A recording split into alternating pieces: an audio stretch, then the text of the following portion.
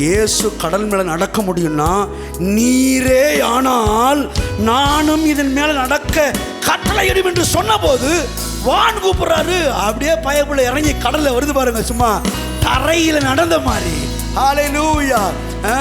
இன்னும் நீ விசுவாசிச்சின்னா அந்த கடலையே பிளந்து தரையாக்கி நீ அதுக்குள்ளேயும் போக முடியும்.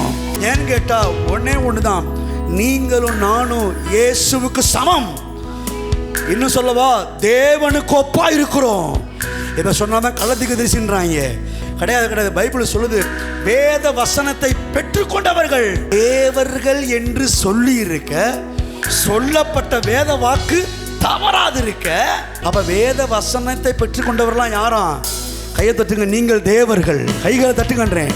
ஐயா, இந்த வார்த்தையை கேட்டுக்கொண்டிருக்கிற நீங்க யாரா இருந்தாலும் சரி, நீங்கள் தேவ வசனத்தை பெற்றுக்கொண்டவர்களாக, ரட்சிக்கப்பட்டவர்களாக, தேவனுடைய பிள்ளைகளாக இருப்பீர்களானால் நீங்கள் யாரு தான்?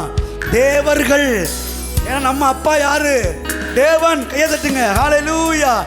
அப்பா தேவனா இருந்துட்டு பிள்ளை பிசாசா இருக்க முடியாது. அவர் தேவனாய் இருப்பாரானால் நாமும் குட்டி தேவர்களாய் இருக்கிறோம் என்பதுதான் வேதத்தினுடைய சத்தியமா இருக்கிறது.